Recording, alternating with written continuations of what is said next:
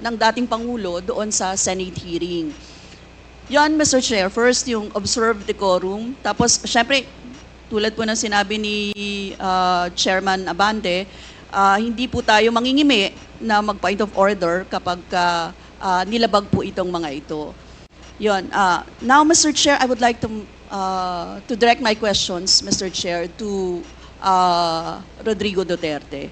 Mr. Chair, noong October 28, sinabi ni dating Pangulong Duterte, under oath sa harap ng Senado, and I quote, I and I alone take full legal responsibility sa lahat na nagawa ng mga pulis.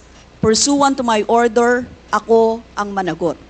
At ako ang makulong, wag yung pulis na sumunod sa order ko.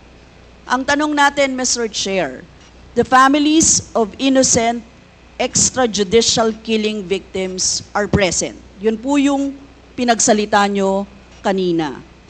So can the former president look them in the eyes and say once more that he takes full legal responsibility for the deaths of their loved ones, Mr. Chair?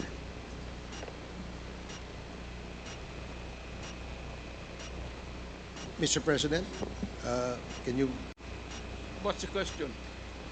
what is the question? Can you repeat the question? Mr. Chair, sinabi niya po na full responsibility. So, Mr. Chair, totoo ba yan? Correct. Very correct.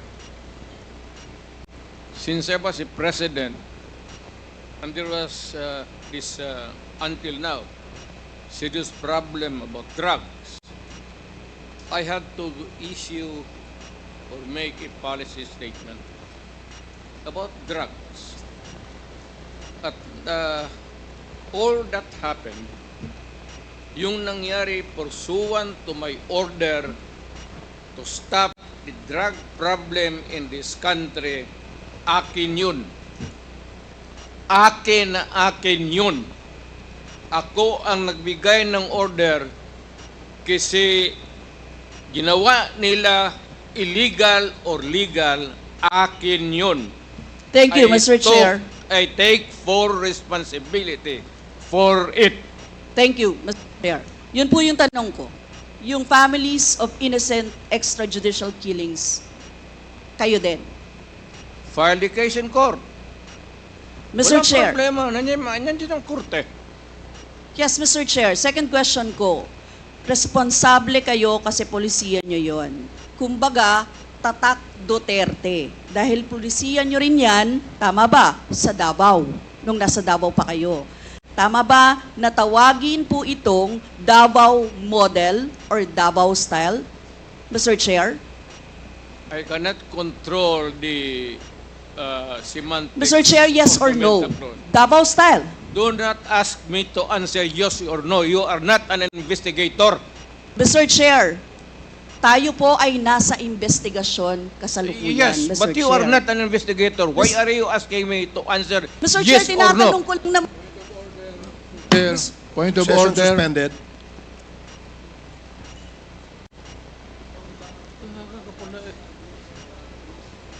Point of order, Mr. Chair. Ano ka, police?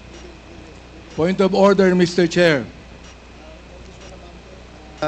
The session is suspended for the meantime, so please, let's take time to calm things down, okay? Para ho maayos ang ating hearing sa ngayon.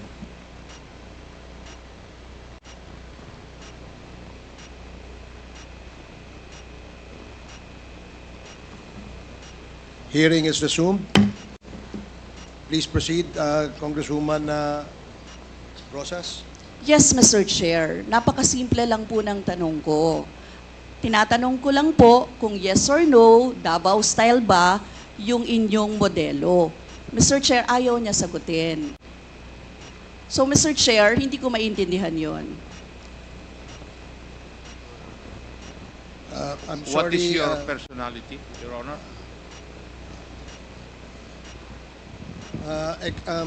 If I may, Secretary Bello, we normally, the committee does not allow the counsel of the witness to speak because the role of the counsel is limited only to counseling his client on his rights. Hanggang doon lamang po. But we cannot ask you to answer any questions that will be asked by any of the members. And that is what Thank you, is Your in the Honor. rules. Thank you, Your Honor. Actually, I'm not answering the question of Congresswoman Rosas, Your Honor.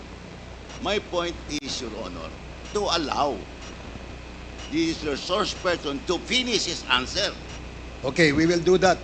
Thank you, Attorney Bello. Thank you, Your Honor. Thank you. Congressman Brosas, maybe it is perhaps the former president would like to elaborate on his answer. We may ask questions that is answerable by yes or no, and as much as possible, we would ask the resource person to say only answer yes or no. But if he wishes to elaborate, and as long as it is germane and related to the answer to your question, we will allow that. But Yes. we will make it very, very short. Yes, Mr. Chair. Pwede namang mag-expound, Mr. Chair. Ang tinatanong ko lang, sa particular question na yon, maaari naman siyang sagutin ng yes or no. And then the explanation, Mr. Chair. Opo, opo. Mr. Do Pres- not control my answer, kung Your Honor. This is not an inquisition. This is a democratic process of investigation. Okay, thank you, Mr. President. Sana po,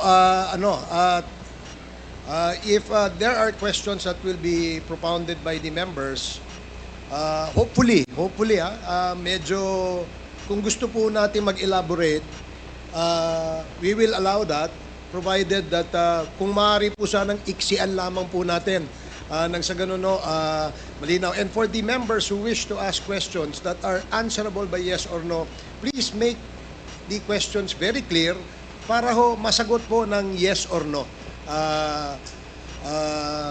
Your Honors. So I hope para ho maayos yung ating patakbo ng ating hearing sa ngayon. So please proceed, Congresswoman Brosas. Yes, Mr. Chair. Mr. Chair, ang tanong ko, sinasabi nyo rin na ang war on drugs ay talagang utos nyo. Diba? Pag sinabing war on drugs, Duterte yan. Sa inyo na nadikit yan. Unless, eto po, tanong na pwede nyo i-expound. May iba kayong gustong itawag doon? Meron po ba kayong gustong ibang itawag doon? Wala na po. Sabi ko, I assume full responsibility for whatever happened in the actions taken by the law enforcement agencies of this country to stop the drugs or the serious problem of the drugs affecting our people. Mr. Chair, next question. Nung naging mayor po kayo, sabi nyo naging safe ang Davao. Tama po ba? That would be that should be answered by a third person. I would not be answering that. It would be presumptuous of me to conclude. Hindi ako magsabi. I never said that Davao City was not publicly. Mr. Chair, as mayor, masasabi nyo na naging safe ang Davao sa panahon nyo? Talaga. Kasi Talaga. walang kriminal sa kalye, Talaga. walang snatcher, Walang snatcher. walang akyat bahay, Walang akyat bahay. walang magnanakaw, Walang magnanakaw. walang mamamatay tao. Walang mamatay tao. So yun po lahat? Yes. Oh. So walang mga kriminal o walang insidente ng kriminalidad. Bakit po? Merong mga incident, not totally. It would be a dream of a city not to have any criminal incidents or violence. Pero overall, Davao City was safe. If the test or standard would be that a citizen of the city can walk all over the city and men and children can go home safely, unmolested, undisturbed. That was the standard that I gave to the police of Davao City. Mr. Chair, I would like to ask, no, hindi ba nagkandamatay sila sa panahon na yon? Marami po. Sino-sino po ang mga pumatay? Wala akong listahan yan, ma'am. We have to go to the tawag nito. Hindi ko bit-bit. Ang bit-bit ko lang ho yung hindi. Mr. Chair, I would like to ask again, no? Sa inyo po na karanasan, kayo mismo ba pumatay? Ako, marami. Mga 6 o 7. So Aywan what- ko kung natuluyan yung hindi ko na follow up sa ospital kung natuluyan. Quote ko lang, ipaalala ko ulit, Mr. Chair, kasi mula din ito sa Senate hearings, ano. I-quote ko lang po kayo, in Davao, I used to do it personally, just to show to the guys that if I can do it, why can't you? Correct. Sinabi niyo po yan sa mga business leaders sa meeting sa Manila. At kung paano niyo ginode ang mga police officers to gun down suspects. Tama po ba? Yes, if they present a violent resistance. That's the only thing that you can kill the criminal if you are personally in danger of losing your life too. Ito But ba, hindi mo pwedeng patayin yung kriminal nakahandcuff o nakatali. Hindi trabaho ng lalaki yan. ito pong second, Mr. Chair, na quote, kayo rin ito. And I'd go around in Davao with a motorcycle, with a big bike around. And I would just patrol the streets looking for trouble also. Manila Times po ito. I was really looking for a confrontation so I could kill. Sinabi niyo po ito. Yes. Nagdadasal po ako na nagmumotor ako na may mag-hold upper dyan. At kung maabot na kita, talagang patayin kita. At kung basta kriminal ka, wala akong pasensya sa kriminal. Pagka lumaban, patayan. So, Mr. Chair, kanina po kasi sinabi ni Duterte na he takes full legal responsibility. Yes. Siya ang mananagot at Yes. makukulong sa ginawa ng mga kapulisan. Yes. Kung sa inyo po ang policy, inaako nyo rin ang accomplishment nito. Yung lahat po, kasi kung naaalala ko sa war on drugs, yung mga accomplishment, may nahuli, nagbebenta, gumagamit, gumagawa ng droga. Lahat yan. Ma'am, if you are the city executive or mayor, lahat ng utos mo na ginawa ng pulis and all the consequences, sagot ko yan. Pati ang ginawa ng pulis, sagot ko yan. Pati po yung accomplishment kung may nahuli, enforcement of law yun. Accomplishment din po yung na-confiscate na drugs. Tama ba? Lahat ng trabaho ng pulis, because you are the mayor, inutos mo yan, and the consequences, or sometimes an incident can go right and go wrong. Protektahan ko yung pulis kasi ako ang mayor. Hindi magtrabaho yung pulis, matakot yan kung hindi mo bakaban. So lahat ng trabaho ng pulis, nung ako'y mayor, for the longest time, akin yan. So, Mr. Chair, alam niyo po ba kung ilan ang arrested sa mga drug operations at how much ang drug, no, na na-seize nung time na yan? Ma'am, I was not notified in advance that I have to make an accounting for the arrested persons in Davao City. That is, I would not want to. That would not be a proper question. For a Mr. Chair, resource sabi niyo person. yung accomplishment report sa inyo yan. Accomplishment, yes. Accomplishment is another thing. But you see, to ask for the number of arrests or killings, that would be a stupid question. Mr. Chair, sinabi po ninyo na aakuin nyo lahat. E di syempre may accounting din kayo, Mr. Chair. At kabisado nyo, kahit nga kabisado ninyo kung ilan ang hinuli, ilan ang pinatay, ilan. Dapat may accounting kayo, Mr. Chair. And I believe, Mr. Chair, noong 2017, correct me if I'm wrong, may President's Accomplishment Report kayo, Yes, Mr. ma'am. Chair. Tanungin kita, where were you the other day at 4 o'clock in the afternoon? Point of order, Mr. Chair. Yan nga sinabi ko. Yes, may I remind our resource person, Mr. President, maaari po ay wag po, iwasan po natin magtanong sa ating po mga membro.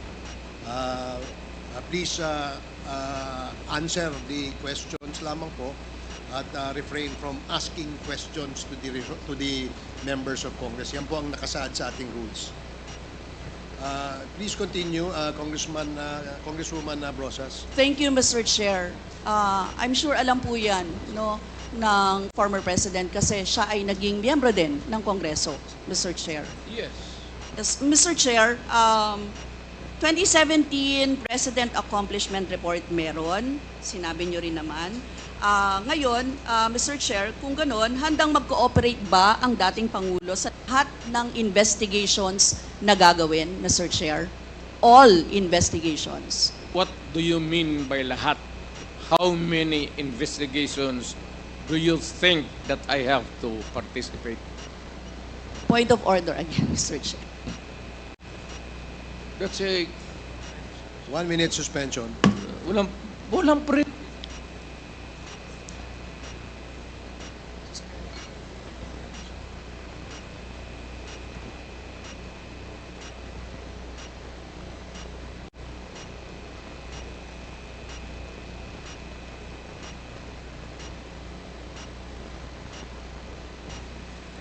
Hearing is resumed. Again, let me remind our resource person as well as our members that please refrain for the resource person, refrain from asking questions to the members. Please limit your reply to the questions being asked. At sa atin naman po mga members, please go straight to the point. Ask the resource person the question that you wish to be answered. Direkta, para ho hindi tayo magtagal. Mr. Chair, Yes, you have, Congresswoman Brosas, you have 4 more minutes. Mr. Chair, may I interrupt? Uh, I am asking the... Is this related, Mr. President, Yes, to the it is question? related. I am asking yung tatanong to lay the predicate first Okay, before, sige po. para hindi tayo mawala. Sige po.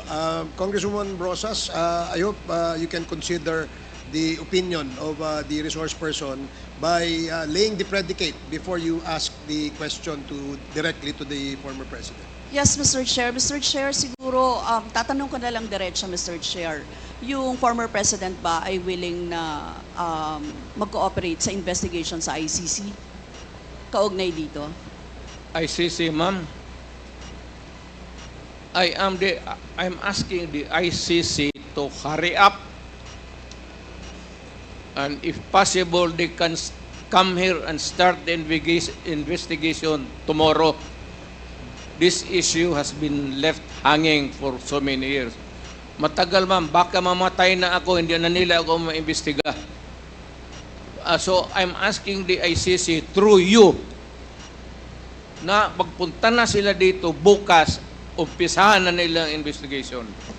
And if I am found guilty, I will go to prison and rot there for all time. Mr. Chair, balikan ko lang yung isa ko pang tanong, Mr. Chair. Ito sa Senate hearing dito, Mr. Chair.